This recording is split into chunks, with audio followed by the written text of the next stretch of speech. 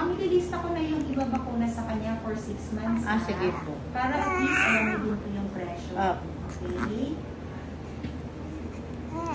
Ay, thank you, Ayan, Lord. pansin mo, meron sa ilong niya talaga. Okay? Wala pala ako dadagdag, nutrinin lang. Nutrinin lang. Tsaka yung salinase lang po. Salinase lang po. Okay? So, continue mo yung S26 goal. Pero mabuti na lang na napapalak niyo siya kasi ang last na itong kita sa kanya ng doktor nung pinanganak pa lang natin siya. So, mabuti na lang na palak niyo lang po. Pero kung mapapansin niyo, malikot, malakas naman siya mag-bebe. Yun nga lang, minsan may lang talaga yung ilong dahil may nakatara lang po. Continue lang S26 goal na 4 ounces kada 4 na every 2 hours. Every 2 hours. Tapos huwag niyo lang kakalimutan, i-burp siya. Ang pag-burp po, nakakaiwas po yun ng kapat. Okay? Tapos, daily siya paliguan. Tapos yung salinase na spray, 1 to 2 spray, kada butas ng ilong, tapos twice a day. Tapos gamitan niyo po ng nasal aspirator. Ito po, kahit huwag nila pong ipasok. Minsan kasi ayaw nila.